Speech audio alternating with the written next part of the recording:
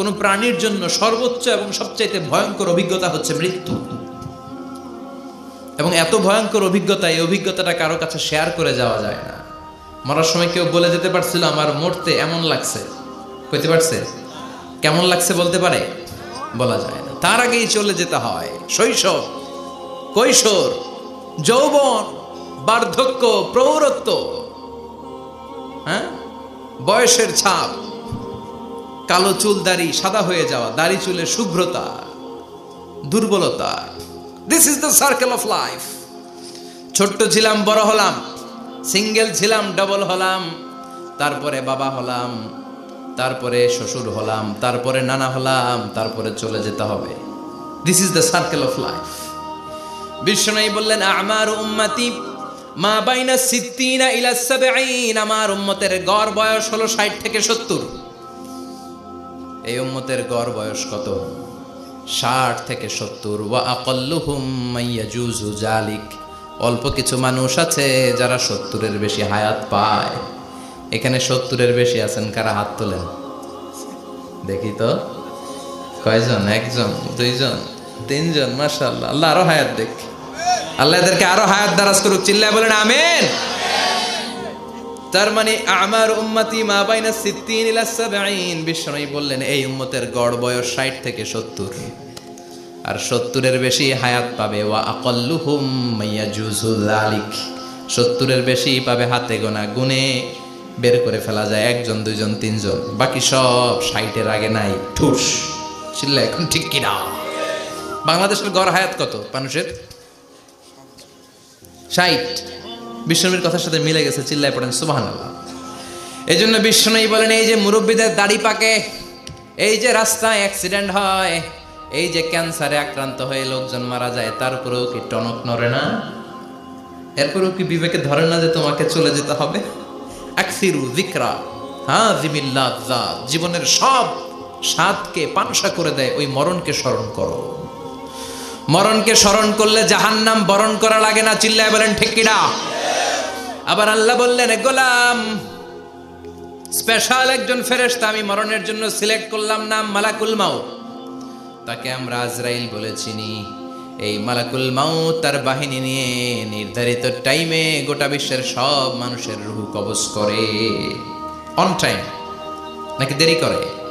মালাকুল মাউত আগেও আসে না, পরেও আসে না। সুবহানাল্লাহ পড়েন। সাইয়েদনা সুলাইমান আলাইহিস সালামের জামানাতে ওনার এক ওয়াজির ছিল, মন্ত্রী। ওই মন্ত্রীকে নিয়ে উনি বৈঠক করতেন। ওনার সময় উনি মালাকুল মাউতের সাথে বৈঠক করতেন। শুনতেছেন? আপনাদের মনোযোগ আছে তো?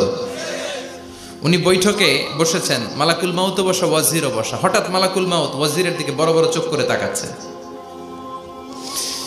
বড় বড় চোখ করে তাকানোতে ওয়াজির ভয় পেয়েছে। হঠাৎ মালাকুল মাউত চলে গেল। ওয়াজির বলে ও সুলাইমান আলাইহিস সালাম, এই যে লোকটা বড় বড় চোখ করে আমার দিকে তাকালো, এটা কে?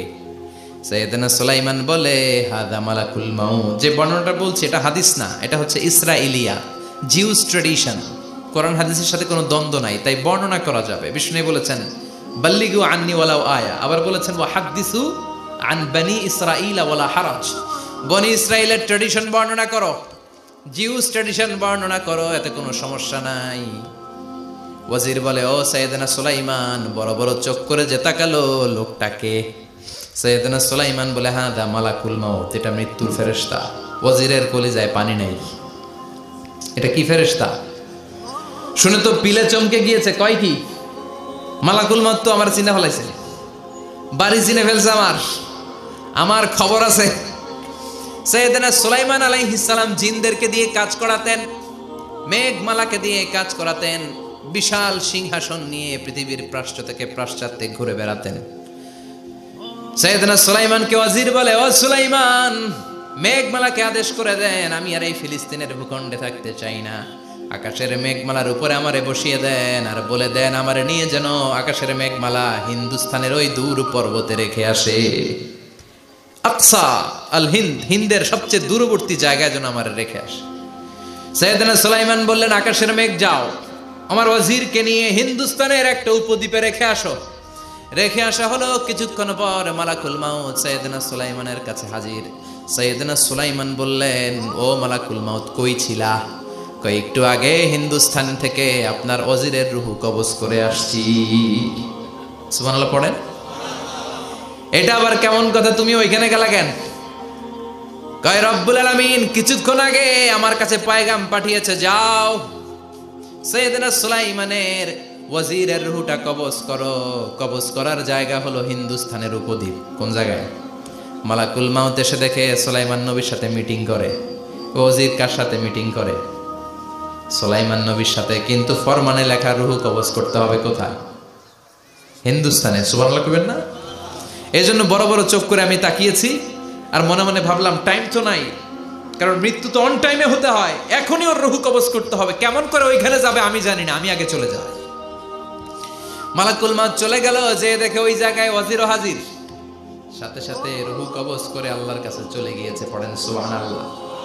এজন্য আল্লাহ বললেন মালাকুল মাউত আমি নির্ধারণ করে দিয়েছি, পৃথিবীর প্রতিটি মানুষ মালাকুল মাউতকে দেখবে, চাক্ষুষ দেখবে, ভালো হলেও দেখবে, খারাপ হলেও দেখবে। কার কথা? ভালো মানুষ যদি হয়, আল্লাহওয়ালা যদি হয়, ইসলাম প্রিয় যদি হয়, ডানপন্থী যদি হয়, মৃত্যুর সময় মালাকুল মাউত আলা সূরাতি শাবিন আলা আহসানি সূরা, একজন যুবকের আকৃতিতে চমৎকার ধবধবে সাদা একটা জুব্বা পরে, জান্নাত থেকে জান্নাতি কাফন নিয়ে, হানুত মিন হানুতিল জান্নাহ, জান্নাতের সুগন্ধি নিয়ে মুমূর্ষু রোগীর মাথার সামনে এসে বসে যায় আর দেহটার ইঙ্গিত করে বলে, ইয়া আইয়াতুহান নাফসুত তাইয়্যিবা, ও পবিত্র আত্মা। আরেক বর্ণনায় এসেছে ইয়া আইয়াতুহান নাফসুল মুতমাইন্নাহ, ও প্রশান্ত আত্মা, উখরুজি ইলা মাগফিরাতিম মিনাল্লাহ, আল্লাহর ক্ষমার দিকে বের হয়ে আসো।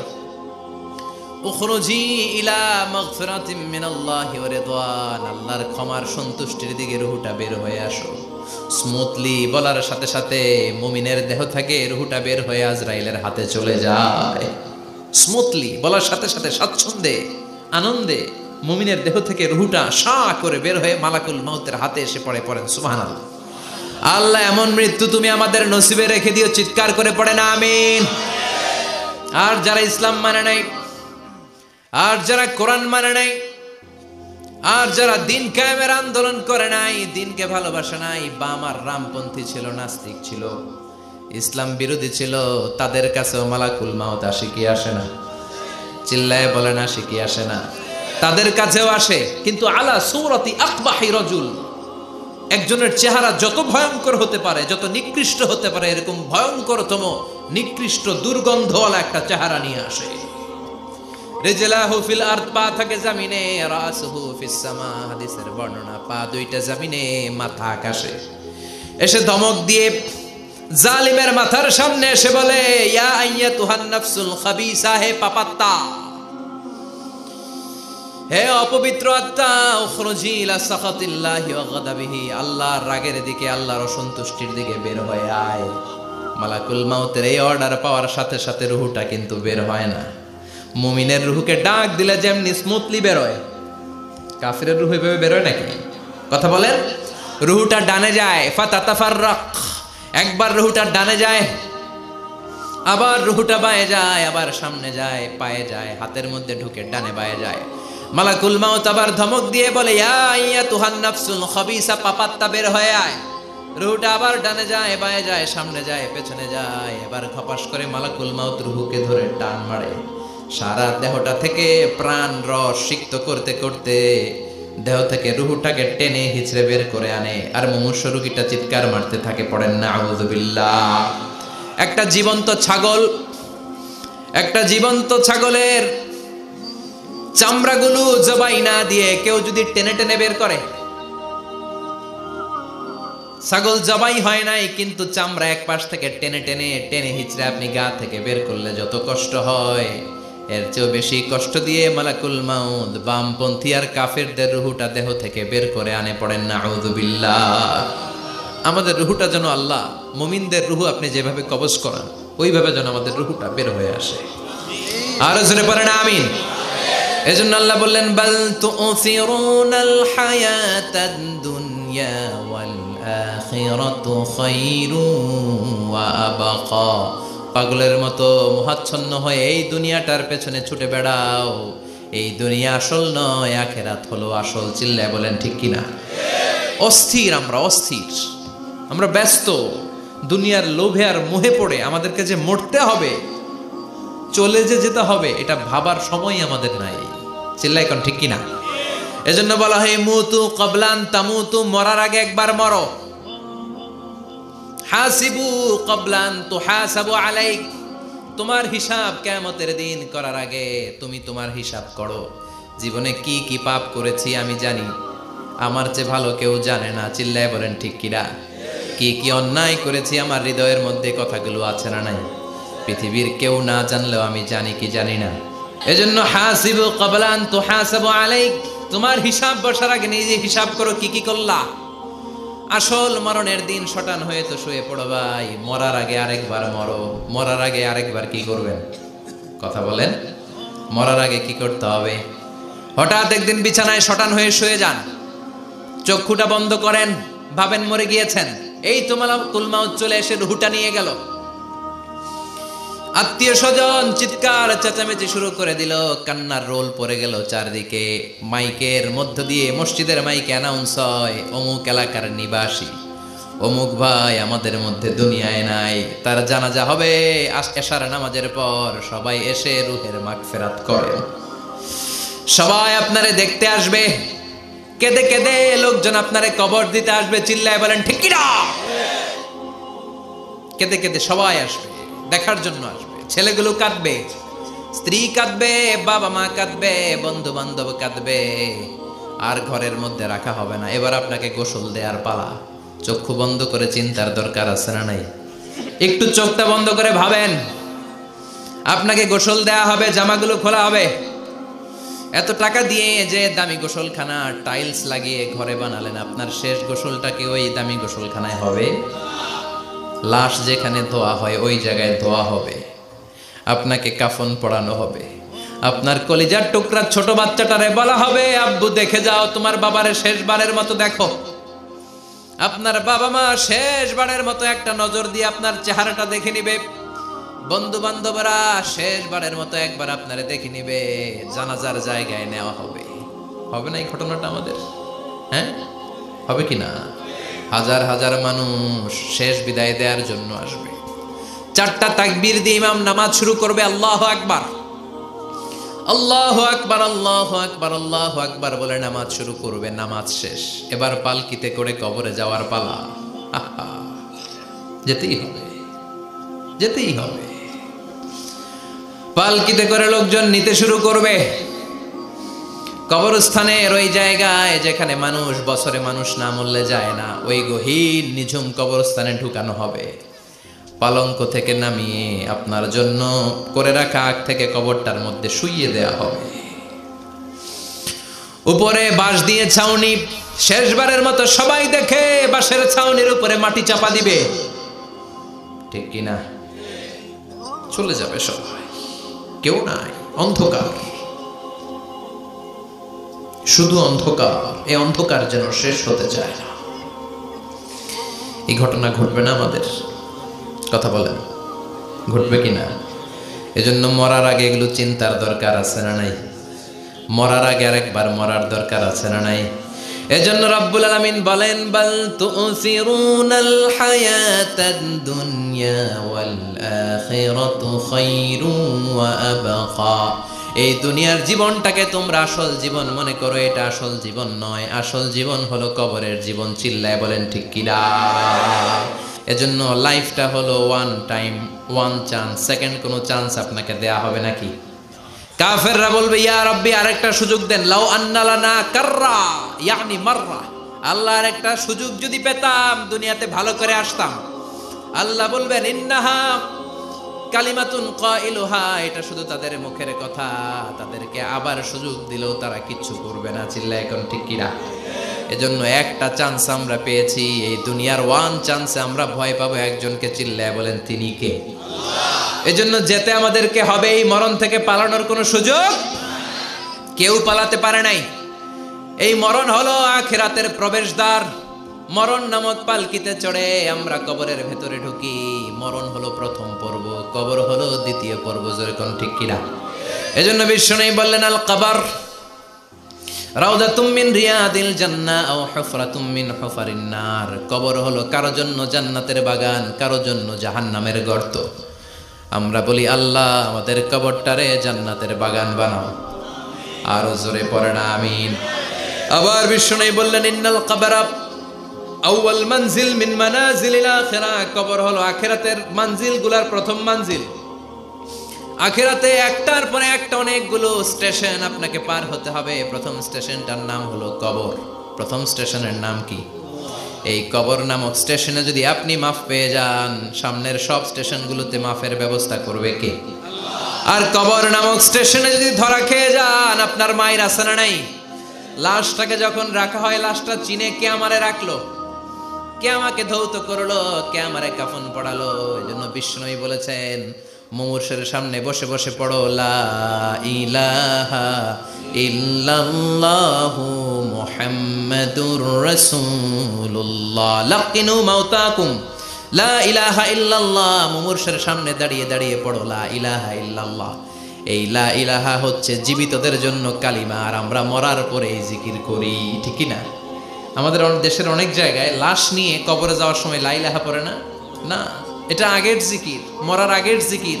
মরার আগে আপনাকে অ্যানাউন্সমেন্ট দিতে হবে আল্লাহ ছাড়া কোনো ইলাহ নাই, বিশ্বনবী হচ্ছেন শেষ নবী এবং রাসূল। চিল্লায় বলেন ঠিক কি না? লাশটাকে যখন রেখে দেয়া হয়, বিশ্বনবী যত মানুষকে কবরে রেখেছেন তারপরে দাঁড়িয়েছেন আর বলেছেন ইস্তাগফিরু লিআখিকুম, তোমার ভাইদের জন্য তোমরা দোয়া করো। ফাইন্নাহুল আনা ইউসআল, এখনই তাকে কবরে সওয়াল করা হবে। কবরে প্রশ্ন আসছে না নাই? কথা বলেন। বিশ্বনবী খাদিজাতুল কুবরা, ওনার প্রথম স্ত্রী খাদিজাতুল কুবরা তাহেরাকে কবরের মধ্যে রেখে দিয়ে কাঁদতে শুরু করলেন। চোখের পানি ছেড়ে অনেক দোয়া করলেন। দোয়া শেষে সব সাহাবারা ঘরে ফিরে যায়, বিশ্বনবী যায় না। সাইয়েদনা আবু বকর বললেন ও নবী চলেন ঘরে যাই। অনেক তো দোয়া করলেন। বিশ্বনবী বললেন আবু বকর তুমি যাও, আমি যাব না। এইটা সাধারণ মহিলা না, এটা বিপদের দিনের সঙ্গিনী খাদিজা। মক্কায় যখন আমার কেউ ছিল না, খাদিজা আমারে ভুলে নাই।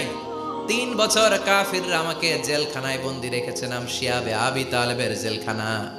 আমার স্ত্রী ওই জেলখানার জীবনেও আমারে ছাড়ে নাই। আমার সাথে 3 বছর খাদিজাও জেল খেটেছে। এই একটাই মহিলা, যেই মহিলাকে আল্লাহ আরশের উপর থেকে সালাম দিয়েছে, মহিলাটার নাম খাদিজা। আল্লাহু আকবার। আমার সব সন্তান আল্লাহ খাদিজার পেট থেকে দিয়েছে। ফাতেমাতুজ জোহরা খাদিজার মেয়ে, জাইনাব খাদিজার মেয়ে, উম্মে কুলসুম খাদিজার মেয়ে, রুকাইয়া খাদিজার মেয়ে, আবুল কাসেম বিশ্বনবীর ছেলে খাদিজার ছেলে, আব্দুল্লাহ যাকে তাইয়্যিব এবং তাহের নামে আমরা চিনি, সেও খাদিজার ছেলে। সুবহানাল্লাহ। ও আবু বকর, আমার এই কলিজার টুকরা প্রিয়তমা খাদিজারে রেখে দিয়ে কেমনে বাসায় যায়? তুমি যাও, আমি দাঁড়িয়ে থাকবো। এখনই মুনকার নাকির এসে খাদিজারে প্রশ্ন করবে, আমি দেখব খাদিজা উত্তর দিতে পারে কিনা। আর প্রশ্নের উত্তর যদি ভুল করে ফেলে, কবরের উপর থেকে আমি নিজে প্রশ্নের উত্তর দিয়ে দেব। সাইয়েদনা জিবরাইল বললেন নবী আপনার আর দাঁড়িয়ে থাকার দরকার নাই, আবু বকরের সাথে ঘরে চলে যান। আল্লাহ জানিয়ে দিয়েছে খাদিজার কবরের প্রশ্নে যদি কোনো সমস্যা হয়, আরশের উপর থেকে খাদিজার প্রশ্নের জবাব আল্লাহ নিজে দিয়ে দিবে। এজন্য কবরের আযাব থেকে বিশ্বনবী পানাহ চেয়েছেন। বিশ্বনবী বলেছেন আল্লাহুম্মা ইন্না নাউযু বিকা মিন আযাবিল কবর। ও আল্লাহ, কবরের আযাব থেকে তুমি আমাদেরকে বাঁচাও। পড়েন আমিন। কবরে মুমিনদেরকে 4টা প্রশ্ন করা হবে, কাফিরদেরকে 3টা প্রশ্ন। চিৎকার করে বলেন মুমিনের প্রশ্ন কয়টা? আর জোরে বলেন। প্রথম প্রশ্ন মার রব্বুক, তোর রবের নাম কি? আমরা কি বলবো? আল্লাহ আমারে রব, এই রবি আমার সব, দমে দমে তনু মনে তারি অনুভব। আল্লাহ আমারে রব, এই রবি আমার সব। পড়েন আমিন। দ্বিতীয় প্রশ্ন আমার দিন, উত্তর দিনের নাম কি? ধর্মের নাম কি? তৃতীয় প্রশ্ন মান হাযার রাজুল, এই লোকটাকে কে? আমরা বলবো মুহাম্মদ সাল্লাল্লাহু। 3টা প্রশ্নের উত্তর যখন আপনি কবরে করে দিতে পারবেন, অতিরিক্ত একটা প্রশ্ন ওয়ামা ইলমুক, এই যে 3টা প্রশ্নের উত্তর পাল্লা, কেমন করে উত্তর জানলা? কোত্থেকে শিখেছো? নকল করে আনছো কাফনের কাপড়ে? পরীক্ষার হলে নকল আছে না নাই? হাতে নকল আছে না? পায়ে নকল, মুজার ভিতরে নকল আছে না নাই? মোবাইলে নকল আছে না নাই? নকল থেকে আল্লাহ তুমি বাঁচাও। আরো আসতে কোন আমি। কিভাবে জানলা? কেমন করে? 3টা প্রশ্নের উত্তর শিখলা। What is the source of your knowledge? তথ্যসূত্র কি? আপনাকে বলতে হবে আমি যেই কিতাবটা থেকে শিখেছি কিতাবটার নাম কি। চিল্লায় বলেন কি নাম? এই কিতাবটা হলো কোরআন।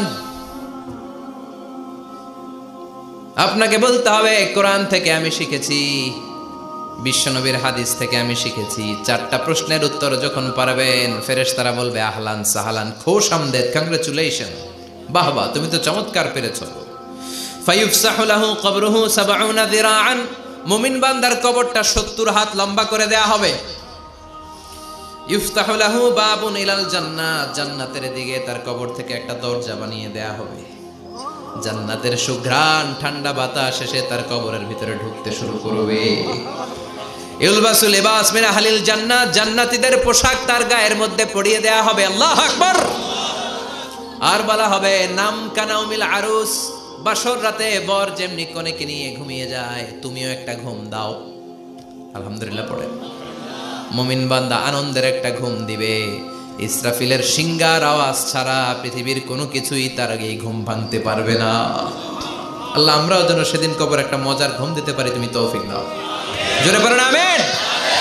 এবার বামপন্থী নাস্তিক আর কাফেরদের পালা, ইসলাম বিদ্বেষীদের পালা, আলেম ওলামাদের শত্রুদের পালা, ইসলামকে যারা বিজয়ী শক্তি হিসেবে মানতে পারে নাই তাদের পালা। চিল্লায় এখন ঠিক কিনা? ওদেরকেও একই প্রশ্ন, রব কে? ওরা বলবে আমি জানি না। আমাদের উত্তর আল্লাহ। ওরা বলবে আমি কিচ্ছু জানি না, আমি সব ভুলে গেছি, আমার মাফ করে দেন, আমি কিছুই জানি না। তবে আমি ইসলাম বিরোধীদের সাথে চলতাম, যারা ইসলাম রে বাস দিত আমি তাদের সাথে স্লোগান দিতাম। এরকম ডাকাইত আছে না নাই? দ্বিতীয় প্রশ্ন, আমার দিন ও তোমার ধর্মের নাম কি? কয় আমার ধর্ম নাই, আমার ধর্ম কর্ম নাই, আমি খালি দুনিয়া কে মজা লেলো, দুনিয়া তোমারই হ্যায়, আমি খালি দুম্মা চলে দুম। আছে না নাই?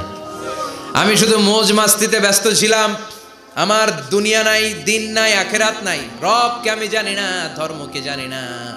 ইসলাম বিরোধী রাজনীতি আমি করতাম, মাও সেতুংয়ের রাজনীতি, কার্ল মার্কসের রাজনীতি, বুশের রাজনীতি, ডোনাল্ড ট্রাম্পের রাজনীতি, বামপন্থীদের রাজনীতি। চিল্লা এখন ঠিক কিনা? কোনো ধর্ম নাই। এই লোকটাকে চিনো কিনা বলো। বিশ্বনবীর চেহারা দেখিয়ে বলা হবে এই লোকটাকে, কয় জানি না। এরে আমি মানতাম না, এরে আমি গালে দিতাম। এরকম জাহান্নামের নরকীট আর পিতৃ পরিচয়হীন জারদ সন্তান বাংলার দেশেও আছে না নাই? এই মহামানবটাকে গালি দিয়ে পৈশাচিক আনন্দ পায়। পত্রিকায় লিখে, ব্লগের মধ্যে লিখে, ইন্টারনেটে কার্টুন বানিয়ে বানিয়ে পৈশাচিক ফুর্তি করে। এগুলো জাহান্নামের কীট, এগুলো জারদ সন্তান, বাপ মায়ের ঠিক নাই। চিল্লা এখন ঠিক কিনা? আমার নবীরে যারা গালি দেয় এগুলোর বাপ মায়ের ঠিক আছে? এগুলোর কোনো গোড়া আছে? এগুলোর কোনো শেকড় আছে? এগুলো আগাছা। চিৎকার করে বলো ঠিক কিনা? বলবে আমি জানি না। ফেরেশতারা বলবে দাঁড়া, আমরা জানি। তোর সাথে কেমন আচরণ করতে হবে আমাদেরকে ট্রেনিং দিয়েছে কে? এবার শুরু হবে মাইর। কি শুরু হবে? কথা বলেন। মাইর। ফায়ুদরাবু বিমা তারিকা মিন হাদিদ, লোহার হ্যামার দিয়ে শুরু হবে মাইর। এক একটা হ্যামারের বাড়িতে মাথাটা ফেটে চূর্ণ বিচূর্ণ হয়ে যাবে, দেহটা জামিনের ভেতরে 70 গজ ডুবে যাবে, দেবে যাবে। ওর চিৎকারে কবরস্থানটাও থারথার করে কাঁপবে। আবার জামিনকে বলা হবে ইলতাইমি, চাপা দে। জামিনে ঢুকে যাওয়ার পরে জামিনের এ পাশ থেকে একটা চাপা, মাটি চাপা, বাম দিক থেকে মাটি চাপা, 2 চাপায় ডান দিকের পাজর বায়ে চলে যাবে, বাম দিকের পাজর ডানে চলে আসবে। ওর চিৎকারে কবরস্থানটা থার থার করে কাঁপবে। আল্লাহ এই ধরনের পরিস্থিতি থেকে তুমি আমাদেরকে বাঁচাও। আরো চিৎকার করে বলে না আমিন। এজন্য কবরের এই প্রস্তুতি নেওয়ার দরকার আছে না নাই? কোরআনের পক্ষে থাকার দরকার আছে না নাই? ইসলামের পক্ষে থাকার দরকার আছে না নাই? ইসলামী আন্দোলনের সাথে থাকার দরকার আছে না নাই? ইসলামের বিজয় চাওয়ার দরকার আছে না নাই? যে লোক ইসলামের বিজয় চায় না, যে লোক চায় না ইসলাম দিয়ে দেশ শাসিত হোক, যে লোক চায় না কোরআনটা সংসদ ভবনে নেতৃত্ব দেখ, তার অন্তরে ঈমান থাকতে পারে নাকি? এই জন্য মৃত্যু থেকে যতই পালাও, পালিয়ে বেঁচে থাকতে পারবা নাকি? পারা যাবে? চিল্লায় বলেন। কোন নবীরা পারছে? আদম আলাইহিস সালাম মৃত্যু থেকে বেঁচে গেছে না? মরছে? কথা বলেন না। উনি পৃথিবীর একমাত্র মানুষ যিনি জানতেন যে উনি কতদিন বাঁচবেন। সুবহানাল্লাহ পড়েন। উনি জানতেন উনি কতদিন বাঁচবেন। কেন আল্লাহ জানালেন? এর কারণ মৃত্যু কি এটা উনি জানেই না, কেমনে মরে দেখেই নাই, কষ্ট কি জানে না। আমরা আমাদের দাদাকে মরতে দেখেছি, বাবাকে মরতে দেখেছি, মামাকে মরতে দেখেছি, মরণের কত কষ্ট আমরা দেখি, এজন্য ভয় আছে না নাই? আদম আলাইহিস সালামের দাদা আছে নাকি? বাবা, মামা, খালু, শালা আছে? নাই। এজন্য মৃত্যু যে কেমন এটা উনি জানতেন না। এজন্য আল্লাহ জানিয়ে দিলেন, আদম পৃথিবীতে তুমি 1000 বছর বাঁচবা। আলফু সানা লাম্মা খালাকাল্লাহু আদামা ওয়া কানা তুলুহু 60 যিরাআন। বুখারীর বর্ণনা, সাইয়েদনা আদম আলাইহিস সালামকে বানানোর পরে আল্লাহ 60 হাত লম্বা বানালেন। কয় হাত? জোরে বলেন, আরো জোরে। 60 হাত লম্বা। এরপরে ওনার ঔরসে পৃথিবীতে যত নারী আসবে, পুরুষ আসবে রূহের জগতে, সবগুলো রূহকে বসিয়ে দিলেন বৈঠকে। সুবহানাল্লাহ। বিশাল কনফারেন্স রুম। আমরাও ছিলাম না? আমাদের রূহটাও ছিল। সাইয়েদনা আদম বললেন, আল্লাহ এরা কারা? আল্লাহ বললেন, আদম এগুলো সব তোমার সন্তান। সাইয়েদনা আদম অবাক দৃষ্টিতে, অপলক নয়নে নিজের সন্তানদের রূহগুলো দেখতেছিলেন। দেখতে দেখতে হঠাৎ একটা রূহকে ভালো লেগে গেল। বললেন, আল্লাহ এটা কার রূহ? আল্লাহ বললেন, এটা দাউদ আলাইহিস সালামের রূহ। পড়েন সুবহানাল্লাহ। আল্লাহ এটাকে দেখতে বড় ভালো লাগে, কার রূহ? এটা তোমার ছেলে নবী হবে, নবী দাউদের রূহ। কাম উমরু, আল্লাহ দুনিয়াতে সে কয়দিন বাঁচবে? আল্লাহ বললেন, 40 সানা, 40 বছর। কয় বছর? সবাই বলেন, কয় বছর? 40 বছর। সাইয়েদনা আদম বললেন, মাবুদ আমার এত সুন্দর কলিজার টুকরা সন্তান দাউদ আলাইহিস সালামকে দুনিয়াতে মাত্র 40 বছর আপনি কেন দিলেন? আল্লাহ প্রথম মানুষ এবং নবী হিসেবে আপনার কাছে ফরিয়াদ করি, আমার ছেলে দাউদের বয়স বাড়ায়া দেন। আল্লাহ কয়, না, হাদা কদ কুতিবা, এটা লেখা হয়ে গেছে। রুফিআতিল আকলাম ওয়া জাফফাতিস সুহুফ, লিখে ফেলছি, কলম শুকায় গেছে, কালি শুকায় গেছে, এটা চেঞ্জ করা যাবে? সাইয়েদনা আদম বললেন, আল্লাহ আমি বাঁচবো কয় বছর? কয় তুমি থাকবা কয় বছর? আলফু সানা, 1000 বছর। মনে আছে? আল্লাহ আমার 1000 বছরের দরকার নাই, আমি আমার 1000 বছর থেকে 60 বছর আমার ছেলে দাউদরে আমি দিয়ে দিলাম। আদম আলাইহিস সালামের 1000 বছর থেকে 60 বছর যদি দান করে দেয়, ওনার আর কত রইল? 940। আর 60 বছর যদি দাউদ নবীর 40 বছরের সাথে যোগ দেয়া হয়, উনি পেলেন কয় বছর? 100। সাইয়েদনা আদম পৃথিবীতে আসলেন, এসে থাকতে শুরু করলেন। দিন গড়িয়ে রাত আসে, মাস গড়িয়ে বছর আসে, বছর যায় বছর আসে। ঠিক 940 বছর পর মালাকুল মাউত আদম আলাইহিস সালামের কাছে আসলেন। বললেন, আনা মালাকুল মাউত উকিলা বিকুম, আপনাদের জন্য আল্লাহ আমাকে বানিয়েছে রূহ কবজ করতে। ও আদম, আবুল বাশার, পৃথিবীর প্রথম মানব, প্রথম নবী, আপনার সময় শেষ, রেডি হন। কি হন? খেলা শুরু হবে, এখনই রূহ কবজ করে নিয়ে যাব। সাইয়েদনা আদম বলে, এখন আসছো কেন? আমার আরো 60 বছর বাকি আছে। মালাকুল মাউত বলে, না, আপনি রূহের জগতে আল্লাহর কাছে আপনার সন্তান দাউদকে কয় বছর দিয়েছিলেন? 60 বছর। এজন্য 940 বছর আপনার জন্য লেখা।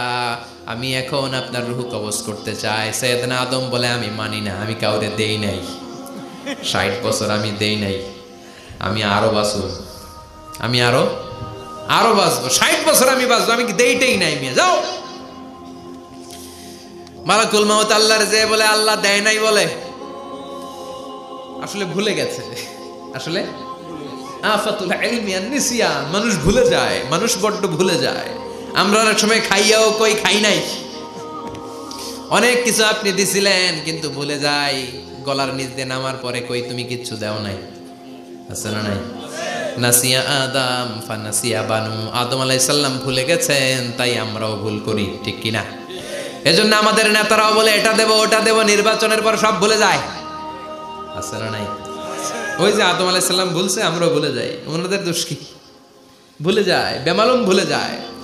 আল্লাহ বললেন মালাকুল মাউত আর জোরাজুরি করো না, 940 নয়, ঠিক 1000 বছর পরে আদমের কাছে যাবা। আমি আমার আদমের ভাগ্যে এই জিনিসটাই রেখে দিয়েছিলাম রে মালাকুল মাউত, আমি আগ থেকে এটাই রেখেছি। আমি জানতাম সে ভুলে যাবে। চিল্লা এখন সুবহানাল্লাহ। তার মানে পৃথিবীর সবচাইতে লম্বা মানুষ, 60 হাত লম্বা, এত শক্তিশালী আদম আলাইহিস সালাম শ্রীলঙ্কাতে প্রথম নেমেছিলেন। এক লাফ দিলে আধা মাইল চলে যাইতেন। সুবহানাল্লাহ। কি লম্বা মানুষ, থাকতে পারছে?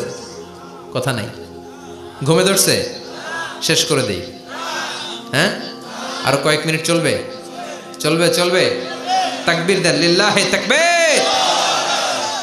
আদম আলাইহিস সালাম চলে গেলেন। ওনার পরের নবী ইদ্রিস আলাইহিস সালাম, উনি মরে নাই।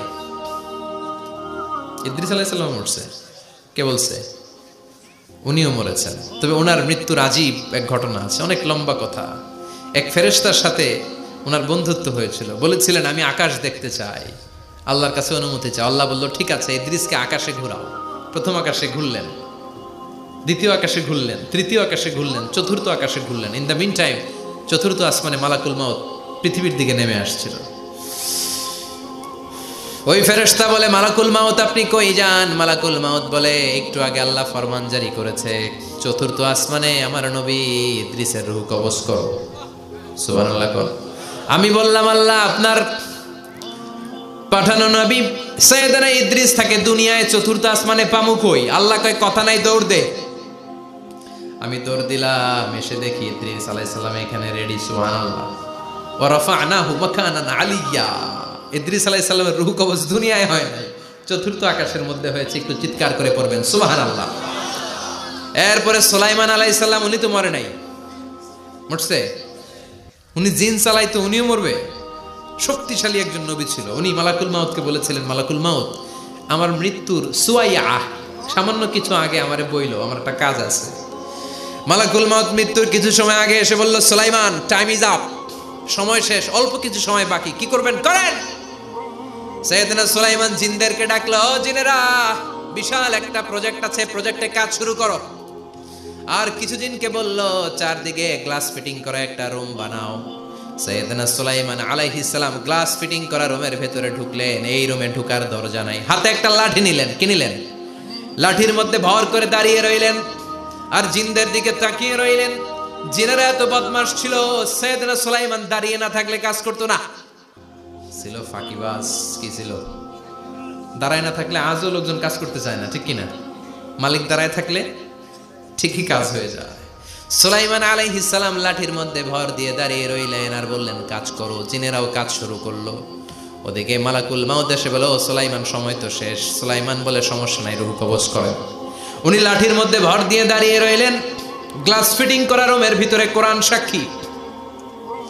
মালাকুল মাউত ওইভাবে লাঠিতে ভর দেওয়া অবস্থায়, দাঁড়ানো অবস্থায় সাইয়েদনা সুলাইমান আলাইহিস সালামের রূহ কবজ করে নিলেন। উনি এমন ভাবে দাঁড়িয়েছেন, রূহ চলে গেল, লাশ হয়ে দাঁড়িয়ে রইলেন। লাঠির মধ্যে দাঁড়িয়ে আছেন, জমিনের মধ্যে লুটিয়ে পড়ে নাই। সুবহানাল্লাহ। জিনগুলো দূর থেকে ভাবলো বস তো দাঁড়ায় আছে। কে দাঁড়ায় আছে? জিনেরা মনে করছে বস দাঁড়ায় আছে, কাজ করতে হবে। করতে করতে পুরা প্রজেক্টের কাজ শেষ। ইন দ্য মিন টাইম ঝিঝি পোকা, উই পোকা, যেই পোকা কাঠ খেয়ে ফেলে, এই কাঠ খাওয়ার পোকা সুলাইমান আলাইহিস সালাম লাঠির ভেতরে ঢুকে লাঠিও খেয়ে ফেলেছে। সাইয়েদনা সুলাইমান আলাইহিস সালাম ধপাস করে জমিনে পড়েছে। আর জিনেরা কয় হায় হায়, খালি খালি কাম করছে এতদিন। সুবহানাল্লাহ কইবেন না? সুলাইমান আলাইহিস সালাম বাঁচতে পারে নাই, চলে গেলেন। মুসা আলাইহিস সালাম মরছে? উনি মরবে কেন? উনি তো খালি মারে। মরছে? এক থাপ্পড়ে ফেরাউনের বাবুর্চি নাই। মুখের আগে হাত চলতো কয়েকজন, এর মধ্যে মুসা আলাইহিস সালাম আছে না নাই? মালাকুল মাউত মানুষের আকৃতিতে অনুমতি না নিয়ে ঘরের ভেতরে ঢুকে গেল। ঢুকে বলে আনা মালাকুল মাউত, আমি মৃত্যুর ফেরেশতা। তো কি চাও? জিতু আন আকবাদা রূহাক, আপনার রূহ কবজ করতে আসছি। কিন্তু মুসা আলাইহিস সালাম দেখতেছেন দিব্যি একজন মানুষ, কি দেখে? আবার সালাম দেয় নাই, অনুমতি নিয়েও ঢুকে নাই। অমিয়া অনুমতি নিয়ে ঘরে ঢোকার দরকার আছে না নাই? মুসা আলাইহিস সালামের মেজাজ বড় গরম। উনি বললেন কি করবি? কয় আপনারে মারমু। কয় এদিকে আয়। মালাকুল মাউত মনে মনে ভাবে এতদিন সব মানুষগুলো আমারে দেখলে দিত দৌড়, আজকে মনে হয় আমারে দিতে হবে দৌড়। এক পা আগায় দুই পা পেছায় সাহস করে সামনে গেলেন। আবার মুসা আলাইহিস সালাম দিলেন এরকম থাপ্পড়, ফাসাক্কাহু ফাফাকু আইনা। বুখারীর বর্ণনা, এক থাপ্পড়ে চোখ নাই। ঠিকই মালাকুল মাউত দৌড়, এক দৌড়ে আল্লাহর কাছে। আল্লাহ বললেন রাখো। এটা মুসা আলাইহিস সালাম, তার মেজাজ বড্ড গরম, আমাকে কথা বলতে হবে। আল্লাহ বললেন মুসা, বুখারীর বর্ণনা, গরুর পিঠের উপর হাত রেখে দাও। রাখা হলো।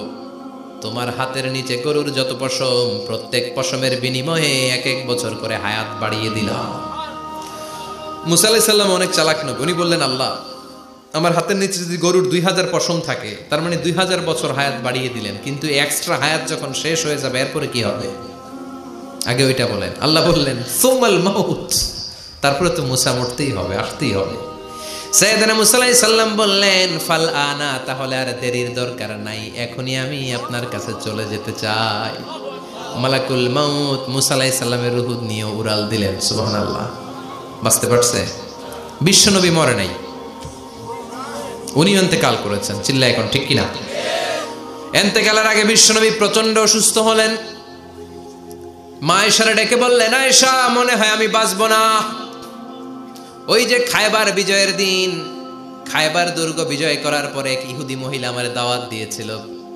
ওই দাওয়াত খেতে যাওয়ার পরে গোশতের মধ্যে বিষ মাখানো হয়েছিল রে আয়েশা। ওই বিষ মাখানো খাসির গোশত খেয়ে যে ব্যথা আমার পেটে উঠেছিল, আজ আবার সেই ব্যথা উঠেছে। বিশ্বনবী ওই বিষ খাওয়ানো গোশতের কারণে ইন্তেকাল করেছেন। তার মানে বিশ্বনবী শাহীদ। জামা আল্লাহু বাইনা নবুওয়া ওয়া শাহাদা। আল্লাহ বিশ্বনবীকে শুধু নবী বানায় নাই, শহীদ হিসেবে কবুল করেছে। সুবহানাল্লাহ কবেন না? প্রচন্ড অসুস্থ, উনি ছাড়া মসজিদে নববীতে কেউ ইমামতি করার সাহস পায় না। বিশ্বনবী বললেন আবু বকর তুমি যাও, আবু বকরও যায় না। বিশ্বনবী বললেন পানি আনো। বিশ্বনবী পানি দিয়ে ওযু করলেন।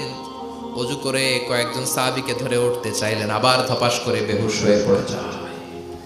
বিশ্বনবী উঠতে পারে না। আবার বললেন ঠান্ডা পানি আনো। পানির ভেতরে বিশ্বনবী 2 হাত ঢুকিয়ে দিয়ে ঠান্ডা ভিজা হাত দিয়ে চেহারার মধ্যে মাসে করলেন আর বললেন ইন্নালিল মাউতিলা সাকারাত। হায়রে মৃত্যুর কি যন্ত্রণা, হায়রে মৃত্যুর যে কি কষ্ট। ও মিয়া, বিশ্বনবী যদি মৃত্যুর কষ্টে কাতরায়, আমাদের অবস্থা কি? আমাদের নসিবে কি আছে? আল্লাহ তুমি বাঁচাও, পড়ে না আমিন। বিশ্বনবী কাঁদছেন, সাহাবারা একের পর এক দেখতে আসে। কান্নার রোল পড়ে গেল চারদিকে। বিশ্বনবীর কলিজার টুকরা নয়নের পুটুলি সাইয়্যিদাতুনা ফাতিমা বিশ্বনবীর কান্না সহ্য করতে পারে না। বিশ্বনবীকে ধরে মা ফাতিমা, সাইয়্যিদাতুনা ফাতিমা বিলাপ করা শুরু করে দিলেন, চিৎকার দিয়ে কান্নাকাটি শুরু করে দিলেন আর বললেন ওয়া কুরবাবা, ওয়া কুরবাবা, হায় হায় আমার বাবার কি কষ্ট, আহা আমার বাবার কি কষ্ট হচ্ছে। বিশ্বনবী বললেন ফাতেমা তুমি কেঁদো না, আমার কষ্ট আজকের পরে আর থাকবে না, আজকে তোর বাবার সব কষ্ট বন্ধ হয়ে যাবে। কি যেন কানে কানে বললেন, ফাতেমা আরো কেঁদে দিল। আবার কানে কানে কি যেন বললেন, ফাতেমা হেসে দিল।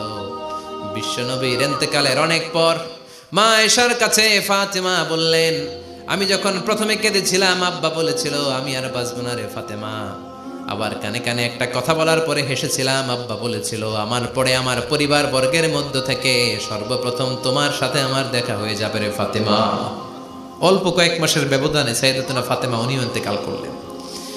বিশ্বনবী শোয়া থেকে উঠতে পারে না। এক সাহাবীকে দেখলেন মেসওয়াক করছে। বিশ্বনবী মেসওয়াকের দিকে তাকিয়ে রইলেন। বিশ্বনবীর নিথর দেহটা পড়ে আছে। আয়েশারা যে বলবে আয়েশা মেসওয়াক দাও, বলতে পারে না। মা আয়েশা বুঝতে পেরে মেসওয়াক আনলেন, বিশ্বনবীকে মেসওয়াক করিয়ে দিলেন। এবার বিশ্বনবী বললেন, ও আবু বকর শোনো, আল্লাহ আমাকে অপশন দিয়েছে। কি দিয়েছে? আল্লাহ বলেছে নবী আজীবন থাকতে চাইলে থাকেন, আর আসতে চাইলে চলে আসেন। আমি থাকতে না চেয়ে আল্লাহর কাছে চলে যাওয়ার ইচ্ছা করলাম। সাইয়েদনা আবু বকর কান্না জুড়ে দিলেন। বিশ্বনবী বললেন আসসালাত আসসালাত, ও আমার উম্মতেরা নামাজ তরক করো না। ইন্তেকালের আগে বললেন নামাজ ছেড়ে দিও না। আর বললেন ওমা মালাকাত আইমানুকুম, তোমাদের অধীনস্থ কর্মচারীদের সাথে খারাপ আচরণ করো না। ঘাম শুকানোর আগে পয়সা দিয়ে দিও। আর হাত দুটো উঁচু করে বললেন আল্লাহুম্মা ইলার রাফিকিল আলা, ও আল্লাহ আমি আপনার কাছে যেতে চাই। এই কথাটা বলে বিশ্বনবীর হাত দুইটা ধপাস করে জমিনে পড়ে গেল। বিশ্বনবীও চলে গেলেন। থাকতে পেরেছে কেউ? চিল্লায় বলেন। এজন্য আমরা আল্লাহর কাছে ইমানই মৃত্যু চাই। কি মৃত্যু? আমরা উত্তম মৃত্যু চাই। চিল্লায় বলেন কি মৃত্যু? এজন্য মরণের আগে ইমান নিয়ে মরার দরকার আছে না নাই? বিশ্বনবী দোয়া করতেন, আল্লাহুম্মা রযুকনা হুসনাল খাওয়াতিম। ও আল্লাহ, আমাদের শেষটা যেন ভালো হয়। শেষ কথা বলি, এদিকে তাকান, মনোযোগ আছে? বলতেন আল্লাহুম্মা রযুকনা হুসনাল খাওয়াতিম। ও আল্লাহ, আপনি আমাদেরকে ইমানের মৃত্যু দেন, আমাদের শেষটা ভালো করেন। কারণ সব ভালো তার শেষ ভালো। জানেন না এটা আপনারা? সব ভালো তার শেষ ভালো। আজীবন ইসলামের পক্ষে, আজীবন নামাজি মুত্তাকি, মরার আগে কাফের হয়ে মরে, এরকম আছে না নাই? মরার আগে শাহবাগের মঞ্চে উঠে ভাষণ দেয়, ভাইয়েরা আমার, আছে না নাই? আবার আজীবন কাফের, ইসলামের বিরোধী, ইন্তেকালের আগে কালিমা পড়ে সব মাফ করায়, আছে না নাই? বিশ্বনবীর শ্বশুর আবু সুফিয়ান, নাম শুনছেন? বদরের যুদ্ধে বিশ্বনবীর বিরুদ্ধে, মক্কায় বিশ্বনবীরে ঘুমাতে দেয় নাই, উহুদের যুদ্ধে বিশ্বনবীর সাথে ফাইট, খন্দকের যুদ্ধে বিশ্বনবীর সাথে মারামারি, আহজাবের যুদ্ধে কিলাকিলি, সারাটা জীবন বিশ্বনবীর সাথে মারামারি, মক্কা বিজয়, কালিমা পড়ে মুসলমান হয়েছে। গোটা জীবনে যা অন্যায় করেছে সব মাফ করে দিয়েছে কে?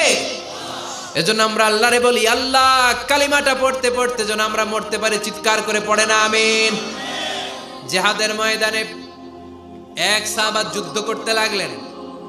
বুখারীর বর্ণনা, যুদ্ধ করতে করতে কাফেরদেরকে মারতে মারতে, হাদিসের ভাষ্য, লা ফাযা ওয়ালা শাযা ইল্লা ইয়াদরিবুহা বিসাইফি, তার সামনে যত কাফের আসে সে কচুকাটা করে। অন্য সাহাবীরা খুশি হয়ে যায়। অন্য সাহাবীরা বলে, আজকের সব সওয়াব এই সাহাবী পেয়ে যাবে। কিন্তু বিশ্বনবী হঠাৎ করে একটা কথা বললেন, ওই কথা শুনে সাহাবীরা অবাক। বিশ্বনবী বললেন, হুয়া ফিন্নার, ও জাহান্নামে যাবে। কই যাবে? জিহাদের ময়দানে এক মুজাহিদ সাহাবী কাফেরদেরকে মেরে শেষ, কিন্তু বিশ্বনবী বললেন কই যাবে? কথা কয় না। এক সাহাবী কয়, ঘটনা কি? এত বড় মুজাহিদ ফি সাবিলিল্লাহ কেন জাহান্নামে যাবে? আমি লুকিয়ে লুকিয়ে দেখি। লুকিয়ে লুকিয়ে ওই সাহাবী দেখে, মুজাহিদ সাহাবী যুদ্ধ করতে করতে কাফেরদের বিশাল একটা ঘাটির ভেতরে ঢুকে গেল। মারতে মারতে মারতে মারতে হঠাৎ এক কাফেরের আঘাতে এই মুজাহিদ সাহাবীর ডান হাতটা কাটা পড়ে গেল। এবার ডান হাত দিয়ে ফিনকি দিয়ে রক্ত বের হতে শুরু করলো। মুজাহিদ সাহাবী আর যন্ত্রণা সহ্য করতে পারে না। যন্ত্রণা সহ্য করতে না পেরে কাতরাতে কাতরাতে নিজের হাতের ছুরিটাকে জমিনের মধ্যে গেড়ে দিয়ে ছুরির উপরে ঝাঁপিয়ে পড়ল। পেটের এই দিক দিয়ে ঢুকে উপাস দিয়ে বের হয়ে গেল, এফার হোফার হয়ে গেল, মানে আত্মহত্যা করলো। ঠিক কিনা? জাহান্নামী না? কথা কও। লুকিয়ে লুকিয়ে যে সাহাবা দেখেছে, চিৎকার দিয়ে বিশ্বনবীর কাছে যেয়ে বলে, আশহাদু আন্নাকা রাসূলুল্লাহ, ও নবী আপনি যে আসল নবী, কোনো সন্দেহ নাই, আমি লুকিয়ে লুকিয়ে দেখেছি। ওই মুজাহিদ সাহাবা বেঁচে নাই, সে কাফেরের আঘাতে শহীদ হয় নাই, নিজের পেটে নিজে ছুরি ঢুকিয়ে আত্মহত্যা করেছে। আজীবন বিশ্বনবীর সাথী, মরার আগে জাহান্নামী। আমরা কেউ জানি না আমাদের শেষটা কেমন হবে। এজন্য আমাদের শেষটা ভালো হোক, ভেরি সেন্সিটিভ ইস্যু। আমাদের শেষটা ইমানের হোক। এখন যেমনি মাথা ঠিক আছে, বুদ্ধিমত্তার সাথে শাহাদাত বাক্যের উপর যেন আমরা মরতে পারি। আমরা পড়ি আমিন। চিল্লায় পড়ে না আমিন। কি করে বুঝবেন মৃত্যুটা ভালো হলো? এক নাম্বার আলামত আন-নুতকু বিশ-শাহাদা। মরার আগে আওয়াজ করে জিকির করে কেউ যদি পড়তে পারে, লা ইলাহা ইল্লাল্লাহু মুহাম্মাদুর রাসূলুল্লাহ সাল্লাল্লাহু, এটা হচ্ছে আলামাতু হুসনিল খাতিমা।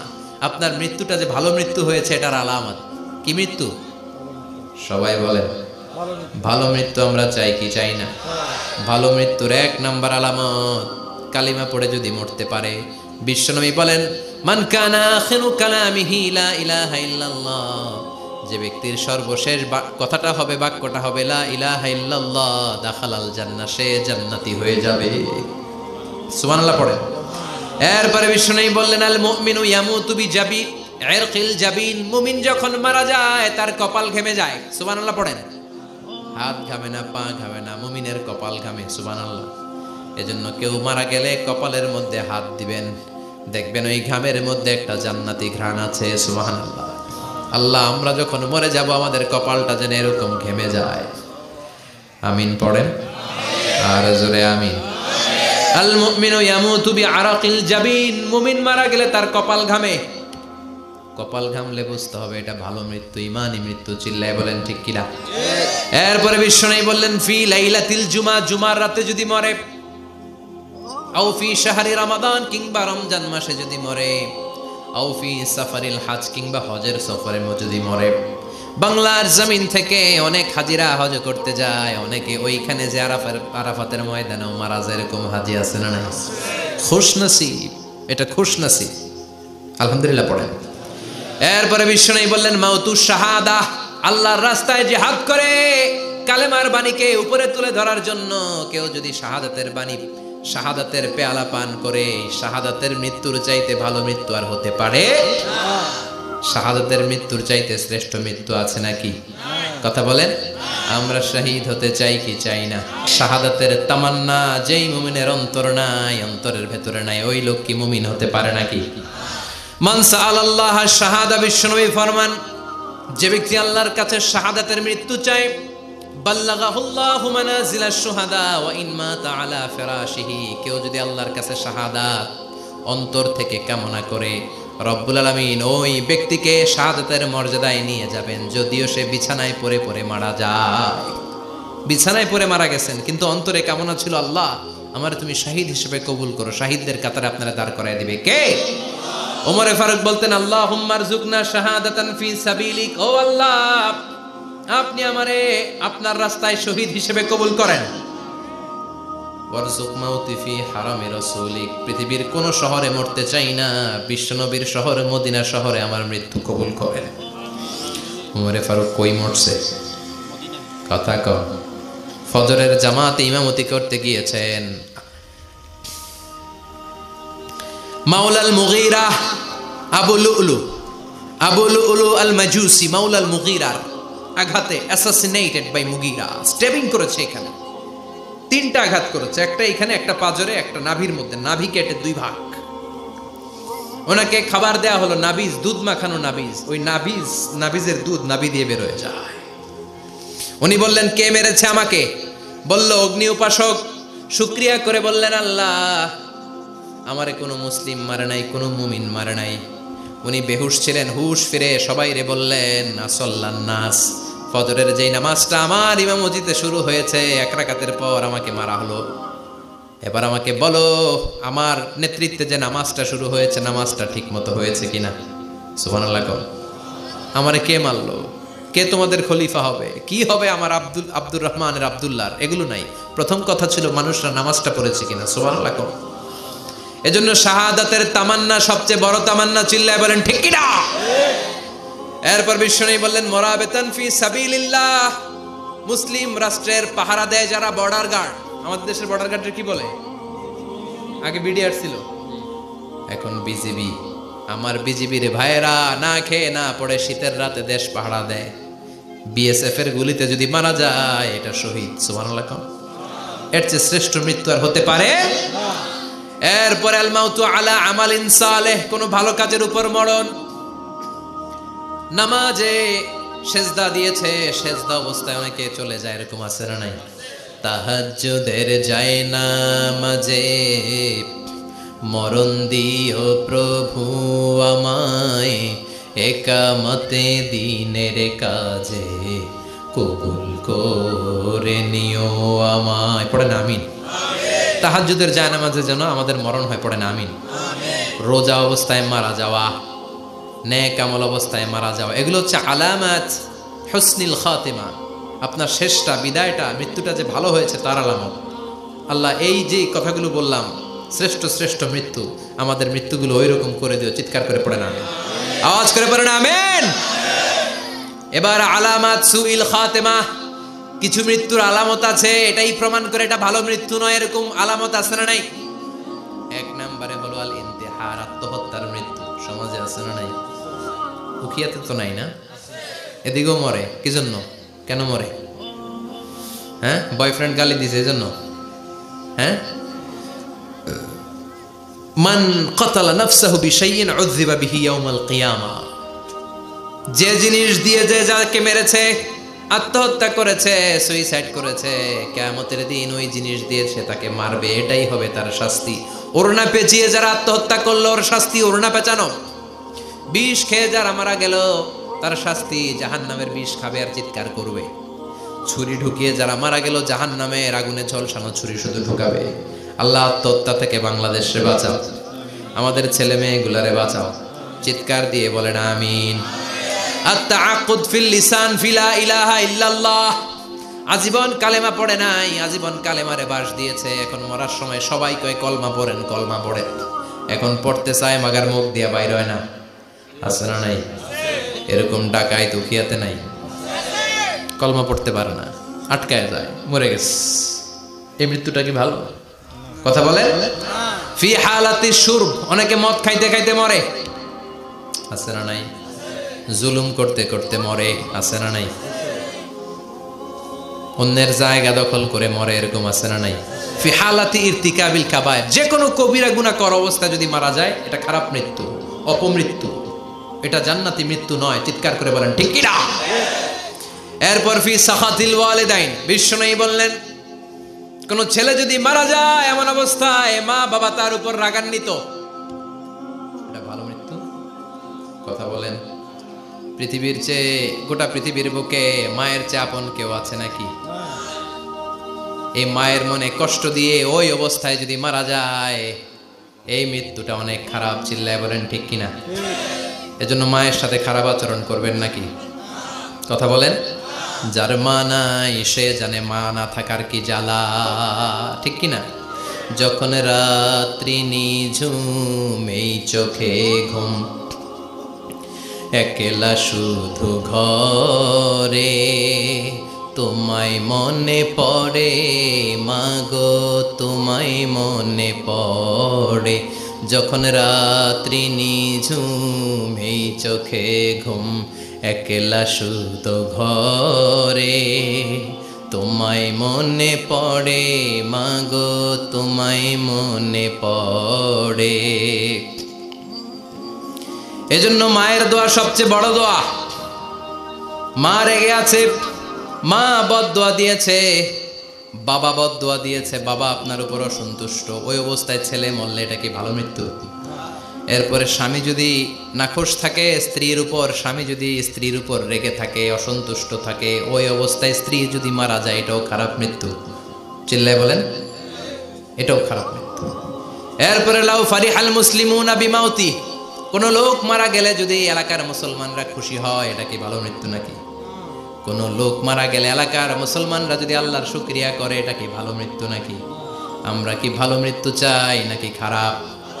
আমরা শাহাদাতি মৃত্যু চাই, ঈমানের মৃত্যু চাই। পড়েন আমিন। এজন্য রব্বুল আলামিন বলেন বাল তুসিরুনাল হায়াতাদ দুনিয়া ওয়াল আখিরাতু খায়রুন ওয়া আবকা। ক্ষণস্থায়ী দুনিয়াটাকে তোমরা বড় মনে করো, এটা বড় না, বড় হলো আখিরাতের জীবন। এজন্য আখিরাতের জীবনের জন্য প্রস্তুতি দরকার, আছে না নাই? মরণ হচ্ছে সবচেয়ে বড় প্রস্তুতি, মরণের চিন্তা। মান কানা ওয়াইদান ফাল মাউতু ইয়াকফি, যে নিজেকে সোজা করতে চায় মৃত্যুর চিন্তাই তার জন্য যথেষ্ট। আজকের এই আলোচনা